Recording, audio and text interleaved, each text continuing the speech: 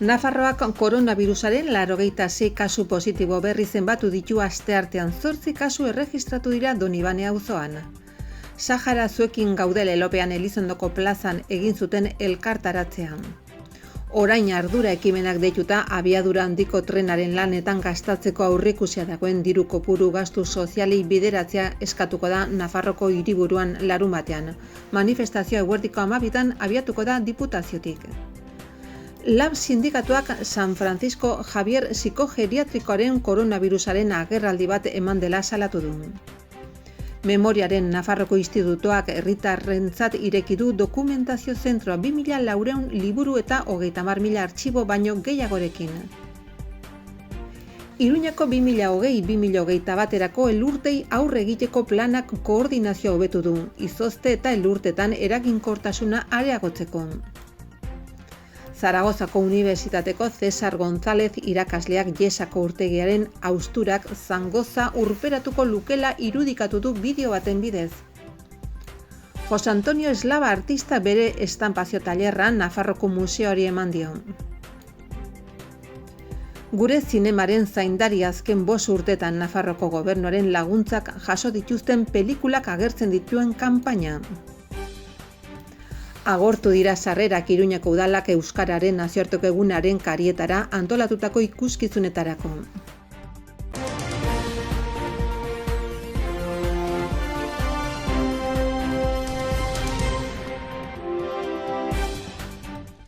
Asteartean 1047 PCR eta antigenen frogak egin ziren Nafarroa osoan eta 86 koronavirus kasu berria erregistratu dira. Positibo tasa 8,8 batera igo da, astelehenean 9,9 zegoen. 100-tik behera mantendu dira kopuruak zubian zehar. Larunbatean 66 kutsadura berri izan ziren, igandean 82 eta astelehenean 66, gaur berriz erran bezala 86. Donibane auzoan erregistratu dira 8 kasu berri, Uharte eta Noain herrietan bakoitzan 5.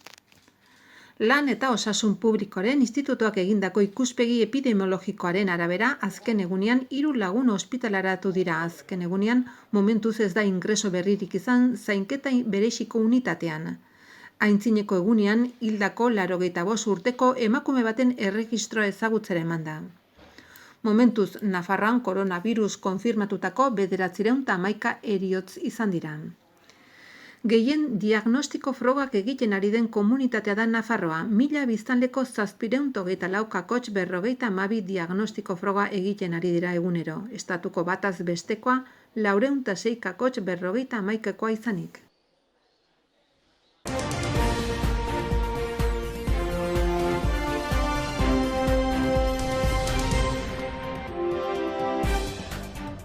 Fronte Polisarioak gerra deklaratu zuen Marokok gergeraten protesta egiten ari ziren zibilei eraso egin ondoren. Azaro erdialdean. Marokok 1981tik indarrian zen suetena hautsi zuela adierazi zuen Brahim Galik, Saharar Errepublika Arabiar Demokratikoko presidenteak, eta Saharar herriak erantzun besterik ezin duela egin. Orduz geroztik Euskal Herrian salaketa eta elkartasun bilkurak antolatu dira behingoz erreferenduna egitea eskatuz. Sahara zuekin gaudele Lelopean Elizondoko plazan egin zuten elkartaratzea larunbat eguerdian. Hainbat elkartek tartean Saharaztan Baztanbidasoako Saharar herriaren aldeko elkartasun taldeak antolatu zuten elkartaratzea. Bueno, Marokok jakingo dugun bezala ez, duela 3 aste sueten hautsi zuen Mendebaldeko Saharan. Saharar herriaren aldeko Nafarroako mugimenduaren izenean adierazi nahi datzegu Saharako herriaren aldeko gure elkartasune, are indartsuago nazioarteko komunitateak abandonatu duelarik ez. Era berean salatu nahi dugu Marokoren errepresio bortitza ahulenen kontra, lurralde okupatuetako Sahararren kontra, atxiloketak, torturak, jipoiak, bortxaketak, impunitate oso egiten baitituzten. Marokoko segurtasun indarrak Sahararren etxeetara sartzen dira, edo hainbat kasutan ez diete Sahararrei ateratzen uzten, umeak, helduak, zaharrak, denak dira Marokorren indarren jopuntua. Salatu nahi dugu komunikabide gehienen jarrera, izan ere informatu ordez, Mendebaldeko su etena utxita ere isiltasun konplizea gordetzen duelakoz. Ezer gertatu izan ez balitz bezala. Horiek horrela, Saharar komunitateak eta Sahararren aldeko Nafarroako elkartasun mugimenduak honako hau exigitu nahi dugu. Batetik, nazio batuek euren eginkizunak bete ditzatela. Berehalako esku hartze baten bidez Saharako herriaren autodeterminazio erreferendum bat antolatuz. Espainiako erresumari eta bere gobernuari bere gain harditzala dagozkion erantzunkizunak eta martxan jarditzala ekinbideak autodeterminazio eskubidearen gaineko erreferenduma egin dadin. Marokoko erresumaren eta Saharako Arabiar Errepublika Demokratikoaren aldeko bake akordiotan jasotzen den gizan. Bada garaia Espainiako erresumak epelkeriak bazter utzi eta gatazkaren konpontzeari heldiezaion. Nafarroa elkartasunean aintzindari izan da beti Sahara herriarekin, bai oporrak balkean programako aurrei harrera eginez, bai lankidetza proiektuak garatuz, giza laguntza bidaliz, sentsibilizazio kanpainen bidez eta baita askatasunaren eta lurraldea berreskuratzearen aldeko bizi bidezko aldarrikapenekin ere. Horregatik, gaur egun, hemen ordezkatuta gauden elkarteek honako hau eskotzeko zilegitasunarekin ikusten dugu gure burua. Batetik, Nafarroako erakundei, gobernuari eta parlamentuari. Udalei Nafarroako jendartearen ordezkari gisa, Espainiako estatuko gobernuaren aurrean esku har dezaten. Saharako herriarekiko bete beharrak bete ditzaten eta horiek betetzean erne eta adi egon daitezen. Bertzetik Nafarroako jendarteari, Saharako herriarekin solidarioak diren erakundei, giza eskubideak defendatzen dituzten erakundei eta batez ere. Lurralde honetan emakume eta gizonei, gertakari larriei buruz sortzen diren albisteak zabal ditzaten. Saharako herriarekiko elkartasuna adieraziz eta bertako erakundei, tokiko erakundei, herrialdekoei eta erkidegokoei beren adierazpenak egiteko eta erantzunkizunak betetzeko presioa egin dezaten. Gora Sahara askea!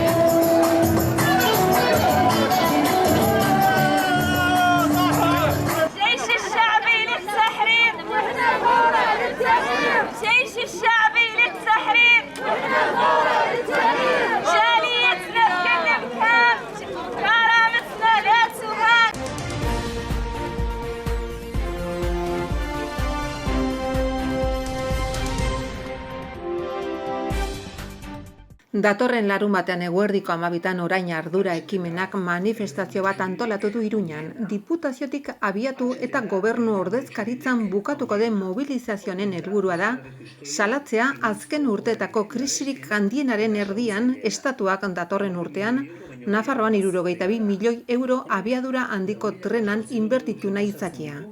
Erkidego honetarako estatuko aurrekontuen 62 obrak hasi zirenetik azpiegitura horri esleitutako kopururik handiena. Eta bide berean azpiegitura hau finantzatzeko Nafarroko gobernuak Europako berreraikuntza funtsak eskatu izana. Manifestazionetan ere elefante txurien politika salatuko da. Elefante txuria azpiegitura alferrikako suntsitzaile eta inposatuak irudikatzen dituen nazioarteko ikurra da. Aintzinako Tailandiako elefante txurie bezala sortu beharko lituzketen balizko mozkinek, baino mantenu gastu gehiago eragiten dituztenak ustezko onuradunen hondamendia eraginez, azaldu dute antolatzaileek.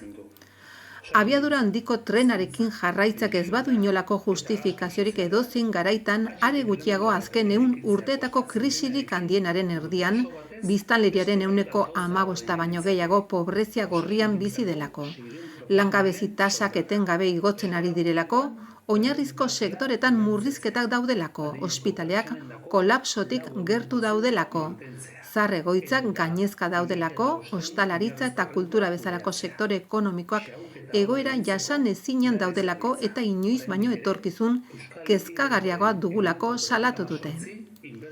Testuinguru honetan, iraintzat hartzen dute erakundek abiadura handiko trenan funts publikoak xahutzen jarraitu nahi izatea eta are gehiago inbertitzeko askoz gehiago falta denean, orain arte gastatu dena baino, 148 euskal iaren kasuan eta 186 Nafarroko korridorearen kasuan. Airefen datuen arabera. Orain arduratik ardurakeri handionen erdian gutxieneko zuhurtzia baino ez dute eskatzen, obra hori berehala geldiaraztea eskatzen dugu, eta funtsak sistema publikoa indartzera bideratzean bizi baldintza duinen eusteko herritar guztientzako enplegua, osasuna, irakaskuntza, pensioak, etxe bizitza gizarte zerbitzuak eta kalitatezko zaintzak ziurtatuz. Azken batean bizitza politikaren erdigunean jar dadila zehaztu duten. ATTren dirua euskararentzat. Elefante zuririk ez. HTaren dirua osasun publikorako. Elefante zuririk ez. Eskabian ere HTaren aurka. HTaren dirua kulturarentzat. Elefante zuririk ez!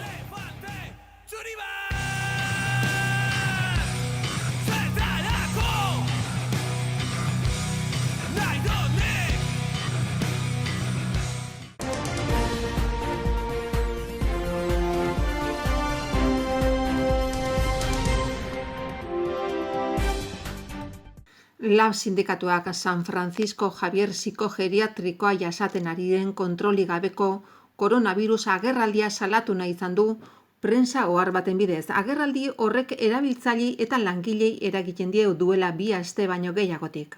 Osasun mentaleko zuzendaritzak honi aurre egiteko ekimenik abian jarri ez izanak, antolaketa akats handiak eta arreta falta onartezina eragin ditu.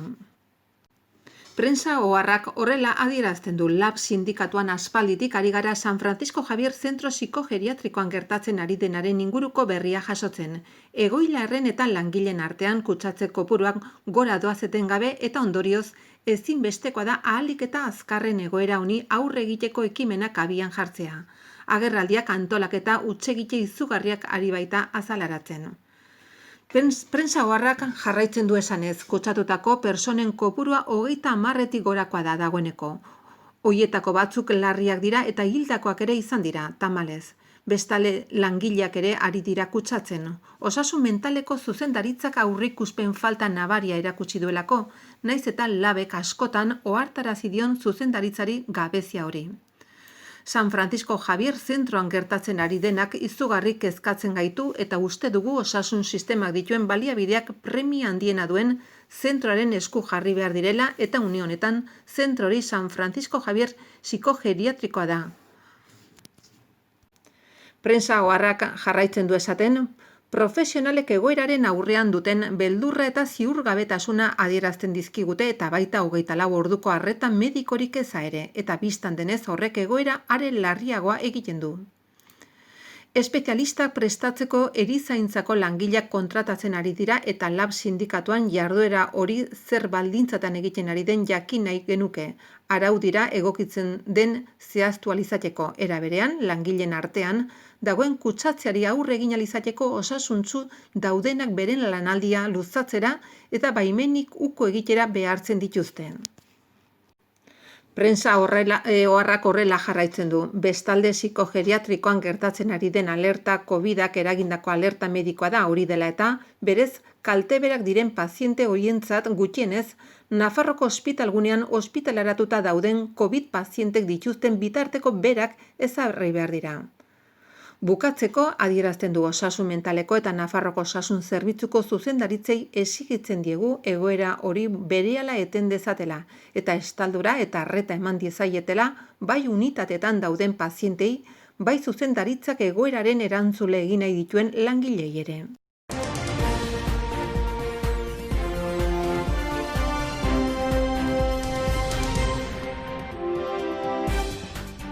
Memoriaren Nafarroko Institutuak bere dokumentazio zentro berria egokitzen amaitu du. Pasaden abenduaren batean ireki zen herritarrentzat eta 2400 liburu espezializatu baino gehiago eta konsultatzeko 3 postu daude.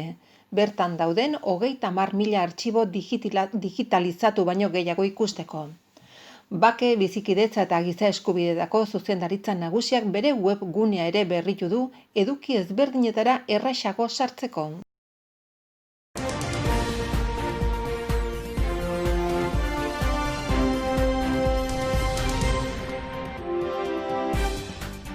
Iruñako udalak prest dauka 2020-2021 baterako elurtei aurre egiteko plana, zeinan aurten elurrak kentzeko ekipamendu bakoitzean, Nafar gobernuaren tertrasareko portofono bat gehitu baita. Horri esker, unitate horiek eta gainerako operatiboa etengabe komunikatuta egoten halko dira. Koordinazioa errastuz eta eraginkortasuna handituz. 3 kamioiek eta 5 lur orotako ibilgailuk guztiak elurrak kentzeko xaflaz eta gatza barriatzeko gailuaz osatzen duten galtzadak garbitzeko dispositibo mekanikoa eta martxan jarriko da zerbitzuaren bat ematea edo hirian barna mugitzea eragoz dezaketen izozte handiak edo elur prezipitazioak daudenean. Iruñako elurtei aurre egiteko planak biltzen du hirian urteko hilabeterik hotzenetan, elur prezipitazioak edo ohiko izoztek sor ditzaketen arazoen aurrean jokatzeko moduan.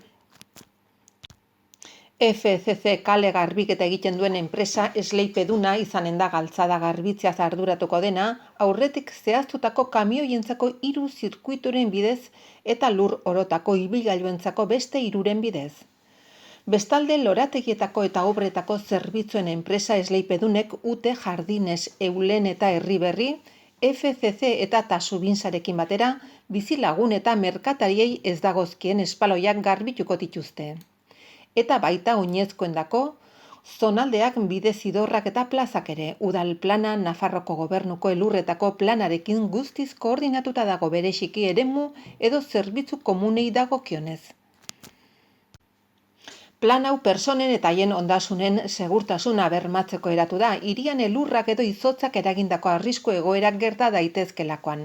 Plan horrek erantzuteko sistema bat ezartzen du egoera hoien aurrean, zerbitzu publiko eta pribatu guztien koordinazio egokia bermatzeko, eta baita esku hartzeko dispositibo desberdinen antolamentua ere. Halaber, planak prebentzio sistema bat antolatu nahi du eta baita autobabeserako neurriak sustatu eta zabaldu ere.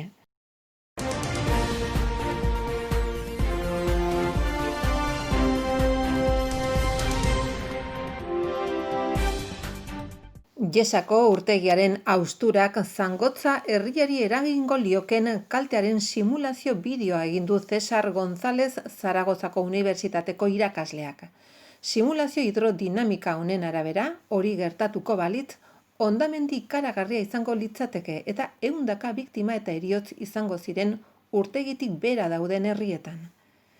Jesa urtegiaren eskuineko hegaleko lurzatiaren ezegonkortasuna aztertu ondoren iritsitako ondorioak dira.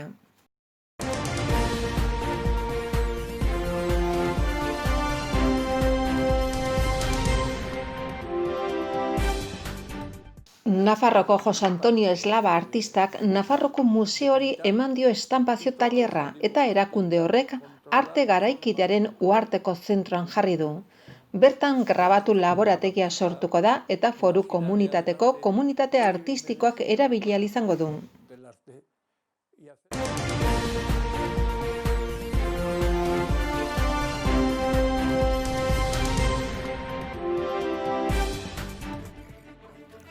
Abenduaren 4 ostiralean hasi zen eta 25 bitarte Nafarroko zinema aretoetan gure zinemaren zaindari Cuidamos Nuestro Cine iragarkia emango da.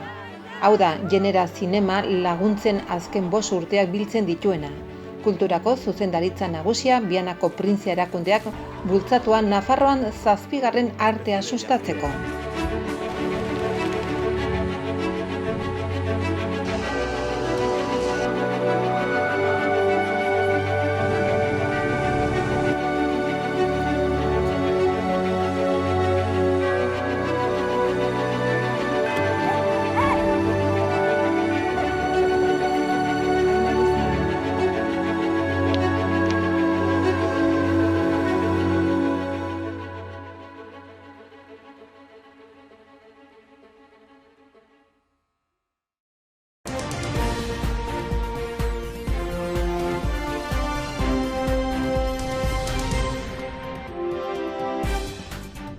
Agortu dira sarrerak Iruñeko udalak euskara zerbitzuaren bidez, euskararen nazioarteko egunaren karietara antolatutako ikuskizunerako. De Mode Quartet taldeak Kutsirazu bidea Isabel komedia musikala aurkeztuko du Joxean Sagastizabal idazlearen izen bereko obra arrakastatsuaren bertsioa. Abenduaren 10ean izanen da, arratsaldeko 7etan Gaiarre antzokian. Kutsirazu bidea Isabel komedia musikalak kontakizun dauka Juan Martin ikasle euskaldun berri urbanitatearen abenturak baserri baten landagiroan. Ara joaten denean bere euskara hobetzeko asmotan. Ikuskizunak humorez eta De Mode Quarteten musikaren gozagarri etengabeak lagunduta, Juan Martini gertatzen zaizkion istorioak kontatzen ditu. Euskaltegian ikasitako euskararen eta baserrikoren arteko diferentziek. Juan Martinek ez ezaguna zaion landagiroan egiten duen murgilketak eta Isabel baserriko alabarengana sentituko duen maitasunak sortuak. Gaiarre antzokiko eszenadokian honako aktore hauek interpretatuko dituzte personaiak. Xanti Korkostegi, Maria Redondo, Ainhoa Hierbe, Ignacio Tolosa, Carlos Negoema, Iker Huitzi, Joli Pascualena eta Santi Romano. Juan Martinek Donostia utzi eta mendian galdutako baserri batera abiatu da uda pasatzera, euskera maila hobetzeko helburuz. Aitak, amonak, semeak eta alaba gazteak osatzen dute baserriko familia. Ikuskizunean Juan Martinek aurre egin beharko dio batetik hizkuntza arazoei eta bestetik landa inguruneari buruz duen ezagutza faltari. Horri guztiari gehitu behar zaie orain arte ez ezagun zituen sentimentuak. Isabel ederrak beregan sortzen dituenak eta berekin komunikatzen den inguruak eragiten dion harridurak. Zuaiz raperoak akupela kantatzen duten sagarrak zein behin dantzariak. Gureta dantzara, zuokin guztiokin, Kutsirazu bidea Isabel! musikala! Zesaten izan eska! Ni Isabel naiz. Ba guztio. Barkatu. Kaixo, ni Juan Martin naiz, eta euskara asko... Iba solo un casal de golfillos. Etxala, etxo! Te baita